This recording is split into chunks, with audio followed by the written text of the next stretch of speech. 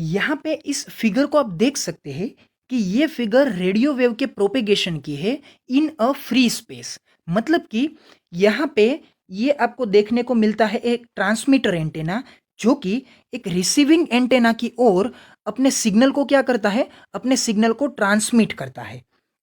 और ये सिग्नल पूरे के पूरे फ्री स्पेस में, फ्री स्पेस मतलब कि एयर मीडियम में क्या करते हैं, प्रोपेगेट करते हैं। और प्रोपेगेट करने के बाद ये ट्रांसमीटर एंटेना से रिसीवर एंटेना तक इसको दी गई पूरी इंफॉर्मेशन को क्या करते हैं, वहां तक पहुंचाते हैं।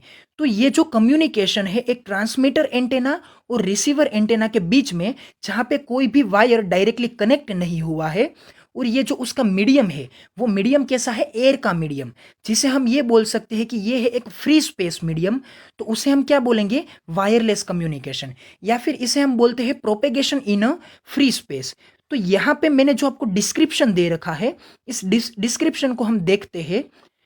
Between the transmitting and receiving terminal without any wire connection, information और signal can travel, that is known as wireless communication और द फ्री स्पेस प्रोपेगेशन। मतलब कि ट्रांसमीटर और रिसीविंग टर्मिनल के बीच में कोई भी वायर के कनेक्शन के बगैर अगर हम किसी इंफॉर्मेशन या फिर किसी सिग्नल, अगर आप ये बोलते हैं कि हमने किसी सिग्नल को ट्रांसमीटर एंटेना से रिसीवर एंटेना की ओर प्रोपेगेट किया है, तो उसका अल्टरनेटिव मतलब यही होता है कि हमने एक इंफॉर्मेशन को दूसरे छोर तक क्या किया है, पहुंचाया है। तो ये सिग्नल बोलिए या फिर ये एक इंफॉर्मेशन बोलिए, ये दोनों सेम ही है, क्योंकि सिग्नल और इंफॉर्मेशन का कोई अलग मतलब नहीं होता है। हम हमारी इंफॉर्मेशन को इलेक्ट्रोमैग्नेटिक वेव में क्या कर देते हैं, टर्न आउट कर देते हैं, और उस इलेक्ट्रोमैग्नेटिक सिग्नल को हम ट्रांसमीटर एंटेना से रिसीवर एंटेना की ओर क्या करवाते हैं, प्रोपेगेट करवाते हैं। तो ये डेफिनेशन हमें ये बताती है कि अगर आप ट्रांसमीटर और रिसीवर एंटेना के बीच में किसी सिग्नल को विदाउट एनी वायर कनेक्शन क्या करते हैं, प्रोपेगेट करवाते हैं, तो उसे हम क्या बोलेंगे, वायरलेस कम्युनिकेशन या फिर free space propagation. In this propagation those rays are used which can penetrate the earth's atmosphere। मतलब कि ये वायरलेस कम्युनिकेशन या फिर प्रोपेगेशन इन फ्री स्पेस, हम यहाँ पे ऐसे ही सिग्नल को यूज कर सकते हैं जो सिग्नल अर्थ के एटमॉस्फेयर को विदाउट एनी रिस्ट्रिक्शन पेनेट्रेट कर सकते हैं। क्योंकि अगर वो सिग्नल अर्थ के एटमॉस्फेयर को पेनेट्रेट नहीं कर सकता है, तो वो सिग्नल हमारे लिए कोई भी हेल्प नहीं कर सकता है। तो यहाँ पे आई होप कि समझ में आया होगा कि हमें रेडियो वेव का यूज क्यों करना पड़ता है, क्योंकि ये अर्थ के एटमॉस्फेयर को पेनेट्रेट भी कर सकता है, और उसका ये जो ऑब्जेक्ट का डायमेंशन है, वो डायमेंशन कोई भी ऑब्जेक्ट को ओवरकेम करने के लिए क्या हो सकता है, यूजफुल हो सकता है या फिर इनफ हो सकता है। क्योंकि यहाँ पे आप अर्थ की सरफेस को देख सकते हैं कि ये अर्थ की सरफेस फ्लैट नहीं है, यहाँ पे कई सारे ऑब्स्टेकल्स आते हैं इस प्रोपेगेटिंग वेव के डायरेक्शन में या फिर इस प्रोपेगेटिंग वेव के पाथ के बीच में। तो ये आपका वेव का सिग्नल है, वो सिग्नल इस अर्थ सरफेस के इन सभी ऑब्स्टेकल को पास करने के लिए, ओवरकेम करने के लिए क्या होना चाहिए, सफिशियंट होना चाहिए।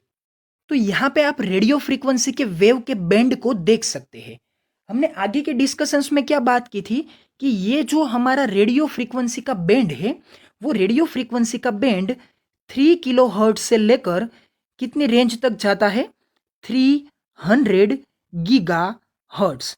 लेकिन इसके बीच में ये जो बड़ा सा स्पेक्ट्रम है, ये स्पेक्ट्रम कुछ अलग अलग सब डिविजन्स में क्या होता है, डिवाइड होता है। तो ये जो आपके अलग अलग सब डिवीजन से डिवाइड से, उन सभी बैंड को हम यहाँ पे देख सकते हैं।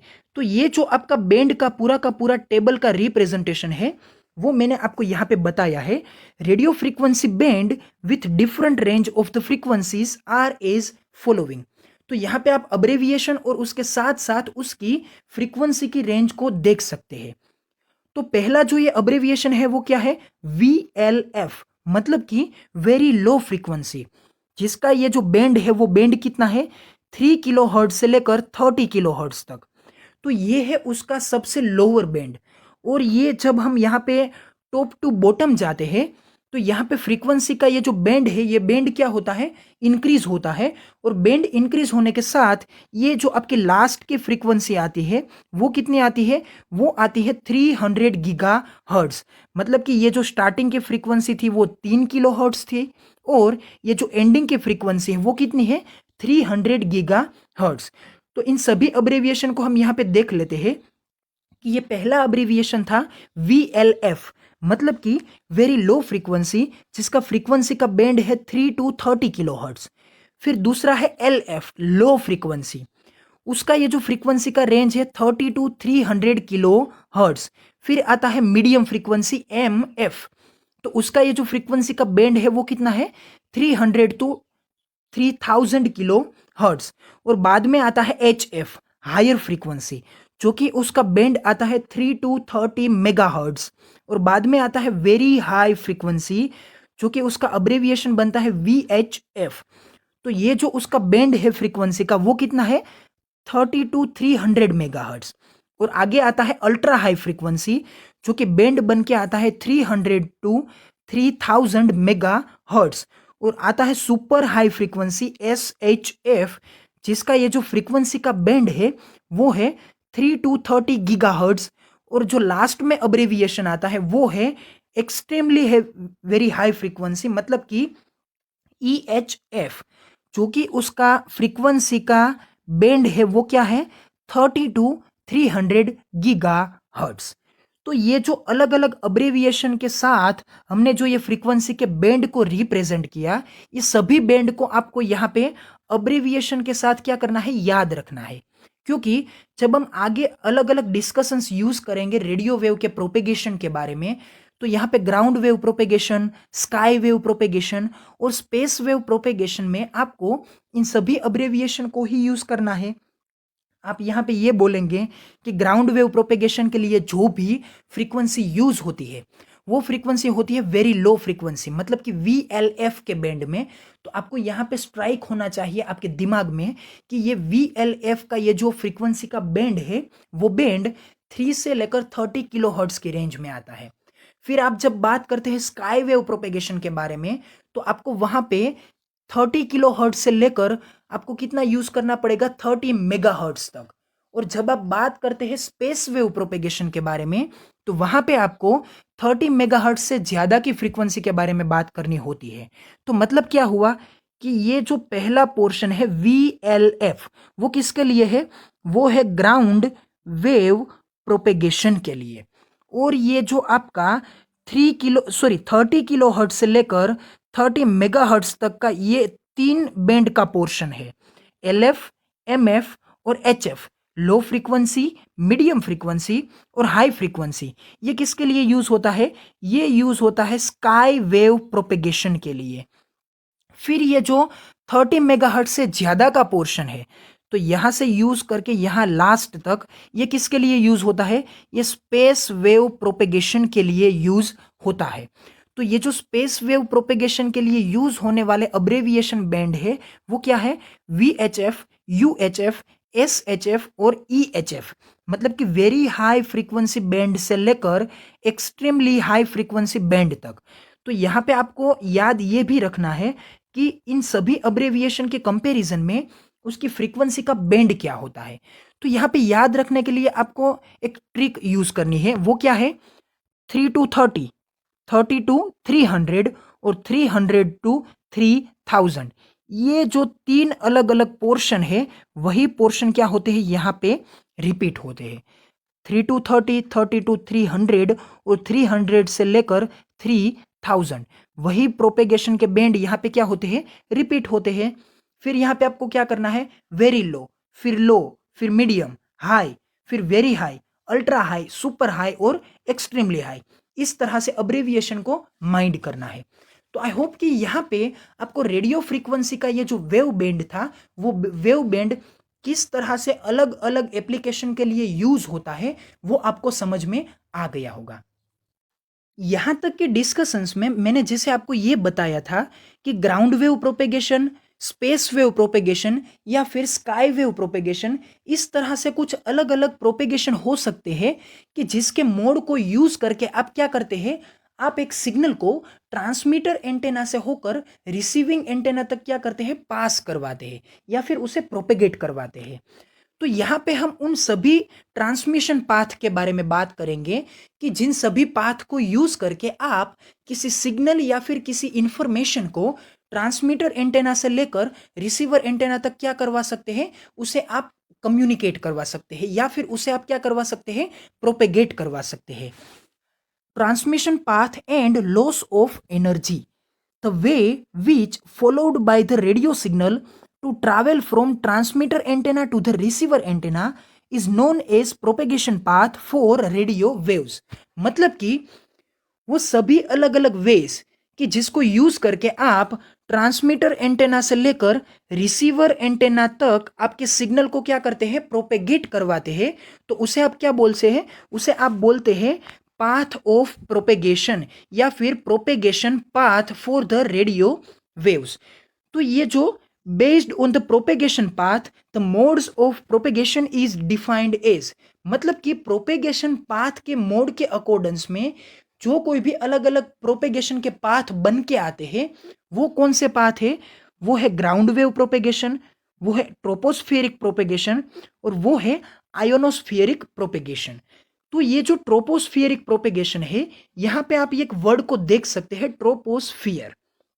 फिर ये जो आपका आयोनोस्फियरिक प्रोपेगेशन है, यहाँ पे भी आप एक वर्ड को देख सकते हैं जो कि हमारे लिए जानता है, वो है आयोनोस्फियर। मतलब कि ये जो ट्रोपोस्फियर है, आयोनोस्फियर है, वो सभी अलग अलग अर्थ के एटमॉस्फेयर की रेंज है जो कि अर्थ की सरफेस के ऊपर अलग अलग डिस्टेंस में क्या है, लोकेट करती है। तो ये जो आयोनोस्फियर है, ट्रोपोस्फियर है, वो भी यहाँ पे रेडियो वेव के प्रोपेगेशन के लिए अपना एक स्पेशल रोल क्या करती है, रिप्रेजेंट करती है। तो इस रोल के बारे में जब हम बात करते हैं तो हमारे लिए तीन अलग अलग टॉपिक बन के आते हैं, जिसे हम बोलते हैं ग्राउंड वेव, स्पेस वेव और स्काई वेव कम्युनिकेशन, या फिर इसे आप ये बोल सकते हैं कि आयोनोस्फियरिक कम्युनिकेशन। क्योंकि आयोनोस्फियरिक मोड में या फिर आयोनोस्फियर है, उसके पोर्शन में ही आपका ये जो स्काई वेव का प्रोपेगेशन होता है या फिर स्काई वेव का कम्युनिकेशन होता है, वो कम्युनिकेशन यहाँ पे कंप्लीट होता है। तो यहाँ पे the way which followed by the radio signal to travel from transmitter antenna to the receiver antenna is known as propagation path for the radio waves.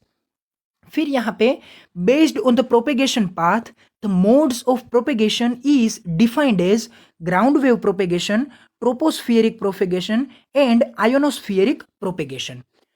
Due to interaction with atmospheric content the propagation is possible. मतलब कि आपका ये जो radio wave का propagation possible बनता है, वो propagation ये एटमॉस्फेरिक कंटेंट के साथ इंटरेक्शन करने की वजह से ही पॉसिबल होता है। क्योंकि जब कोई सिग्नल, कंसीडर कीजिए कि ये आपका एक ट्रांसमीटर एंटेना है और ये आपका क्या है, एक रिसीवर एंटेना है। तो ये ट्रांसमीटर एंटेना से ट्रांसमिट होने वाला सिग्नल रिसीवर एंटेना तक डायरेक्टली पहुंच सकता है, लेकिन डायरेक्टली पहुंचाने के लिए मैंने जो आपको बताया था उस तरह से उसे आप क्या बोलेंगे, LOS कम्युनिकेशन, मतलब कि लाइन ऑफ साइट कम्युनिकेशन। लेकिन ये जो लाइन ऑफ साइट कम्युनिकेशन होता है, ये कम्युनिकेशन एक स्पेसिफिक रेंज तक ही हो सकता है। उस रेंज को पास करने के बाद ये कम्युनिकेशन पॉसिबल नहीं हो सकता है। तो इसे हम क्या बोलेंगे, रेंज ऑफ LOS, मतलब कि लाइन ऑफ साइट कम्युनिकेशन के लिए उसकी रेंज। लेकिन अगर आप उस रेंज को एक्सपांड करना चाहते हैं तो आपको क्या करना पड़ेगा, उस सिग्नल को अर्थ के कंटेंट के साथ इंटरेक्ट करवा के, उस इंटरेक्शन के बाद आपको उसे क्या करना पड़ेगा, ट्रांसमीटर से रिसीवर तक पहुंचाना पड़ेगा। तो ये जो आपका ट्रांसमीटर एंटेना है और ये जो आपका रिसीवर एंटेना है, इसके बीच में जो प्रोपेगेशन होता है, वो प्रोपेगेशन आपके अर्थ की सरफेस के ऊपर आने वाले इस आयोनोस्फियरिक लेयर से क्या होता है, रिफ्लेक्ट होके यहाँ पे रिसीवर एंटेना तक पहुंचता है। तो ये रिफ्लेक्शन कौन सी कंडीशन में पॉसिबल होगा, ये रिफ्लेक्शन भी वही कंडीशन में पॉसिबल होगा जब हम बात करते हैं रेरर और डेंसर मीडियम के बारे में। मतलब कि ऑप्टिकली रेरर मीडियम और ऑप्टिकली डेंसर मीडियम, जिस तरह से एक सिग्नल को उसी मीडियम में रिटर्न करवा सकता है, वही प्रिंसिपल का यूज करके हम यहाँ पे आयोनोस्फियरिक प्रोपेगेशन के बारे में बात करेंगे। तो कहने का मतलब ये हुआ कि यहाँ पे ये सिग्नल ट्रांसमीटर से रिसीवर एंटेना तक उसी कंडीशन में पहुंच सकता है अगर वो सिग्नल अर्थ के कंटेंट के साथ कोई इंटरेक्शन करता है, क्योंकि अगर वो अर्थ के कंटेंट के साथ इंटरेक्शन करेगा तो ही वो सिग्नल बेंड होकर ट्रांसमीटर एंटेना से रिसीवर एंटेना तक क्या होगा, प्रोपेगेट होगा, कम्युनिकेट होगा। तो यहाँ पे ये जो स्टेटमेंट दिया गया था वो स्टेटमेंट आपको ये बताता है कि आपके सिग्नल को अगर अर्थ के एटमॉस्फेयर के साथ इंटरेक्शन करने का बिहेवियर आता है तो ही उस बिहेवियर के कारण वो ट्रांसमीटर एंटेना से रिसीवर एंटेना तक पहुंच सकता है। Hence, that content also affect on the energy of the signal। मतलब कि अगर आपका ये सिग्नल प्रोपेगेट होने के लिए अर्थ के एटमॉस्फेयर के साथ इंटरेक्ट करेगा तो वो इंटरेक्शन के कारण एनर्जी भी उसकी ट्रांसफर तो होनी ही होनी है। मतलब कि आपके सिग्नल की एनर्जी उस एटमॉस्फेयर के साथ क्या होगी, ट्रांसफर होगी। तो एनर्जी का ट्रांसफर हुआ मतलब कि रेडियो सिग्नल ने अपने कुछ पोर्शन की एनर्जी को किसे दे दिया, अर्थ के एटमॉस्फेयर को, जिसकी वजह से उसने अपनी एनर्जी गवा दी। तो इसे हम क्या बोलेंगे, इसे हम बोलेंगे loss of energy of radio signal, जो कि हमारे लिए बहुत ही प्रॉब्लम क्रिएटिंग है, क्योंकि अगर वो इनफ एनर्जी के साथ ट्रांसमिट नहीं होगा तो वो रिसीवर एंटेना तक पहुंचने से पहले ही क्या हो जाएगा, लॉस हो जाएगा। तो हमारे लिए ये फिनोमिनन जिस तरह से एप्लीकेबल है उसी तरह से हमारे लिए प्रॉब्लम क्रिएटिंग भी है कि अगर ये अर्थ के एटमॉस्फेयर के साथ इंटरेक्ट करके प्रोपेगेट हो सकता है तो वही रीजन उसकी एनर्जी को लॉस भी करवाता है। इसीलिए इन दोनों टॉपिक को मैंने आपको कंपैरेटिवली दिया है, transmission path and loss of energy, क्योंकि ये जो पाथ का ट्रांसमिशन है वो एटमॉस्फेयर के कारण है और एनर्जी का जो लॉस है वो भी एटमॉस्फेयर के कारण है। Hence that content also affect on the energy of the signal, so that the interaction with atoms of atmosphere ionization process or induced wave production takes place।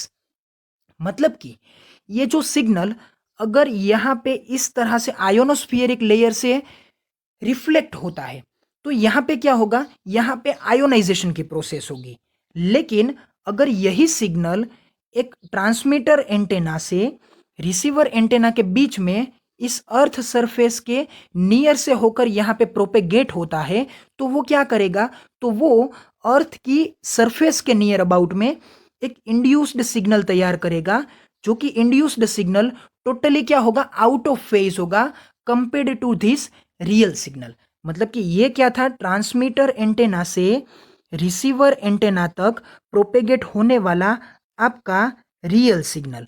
तो यहाँ पे क्या था, इस सिग्नल में ये था प्लस, ये था माइनस, ये प्लस, ये माइनस, ये प्लस और ये फिर से क्या था, माइनस।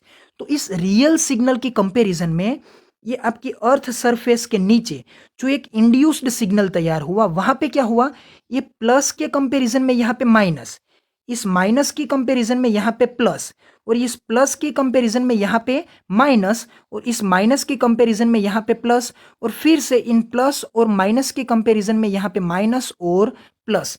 तो क्या होता है कि ये आउट ऑफ फेज में एक इंड्यूस्ड सिग्नल तैयार होता है, जो इंड्यूस्ड सिग्नल इस डायरेक्ट लाइन ऑफ साइट के कम्युनिकेशन को या फिर ग्राउंड वेव कम्युनिकेशन के केस में क्या करता है, इस रियल सिग्नल की एनर्जी को लॉस करता है। तो यहाँ पे हमने दो बात देखी कि अगर सिग्नल ट्रांसमीटर से रिसीवर तक जाने के लिए आयोनोस्फियरिक लेयर में से रिफ्लेक्शन होने के पाथ को चूज करता है तो वहां पे आयोनाइजेशन की प्रोसेस होती है, जिसकी वजह से वो सिग्नल रिफ्लेक्ट तो होता है लेकिन अपनी एनर्जी को भी क्या करता है, लूज करता है। अगर आप इसी सिग्नल को ट्रांसमीटर से रिसीवर तक LOS की कंडीशन में या फिर ग्राउंड वेव प्रोपेगेशन की कंडीशन में प्रोपेगेट करवाना चाहते हैं तो वो अर्थ की सरफेस के ऊपर इंड्यूस्ड वेव प्रोड्यूस करेगा, जिसकी वजह से उसकी एनर्जी क्या होगी, लॉस होगी, क्योंकि यहाँ पे जो इंड्यूस्ड वेव तैयार होता है वो induced wave totally out of phase होता है और आउट ऑफ फेज होने के कारण यहाँ पे क्या होता है कि ये पूरा का पूरा डिस्ट्रक्टिव इंटरफियरेंस देता है। फिर लास्ट में जो हमारा स्टेटमेंट है वो ये है, that is why the loss of energy is observed and propagation range is limited. मतलब कि ये आपकी एनर्जी लॉस होने के कारण जो ये प्रोपेगेशन की रेंज है वो रेंज क्या हो जाती है, वो रेंज लिमिटेड हो जाती है। तो यहाँ पे हमने क्या देखा कि ट्रांसमिशन का पाथ क्या हो सकता है, और उस पाथ की कंपैरिजन में उस पाथ के ही पोर्शन में उस सिग्नल का एनर्जी का लॉस कितने पोर्शन में या फिर कौन कौन से टर्म्स के अनुसार हो सकता है।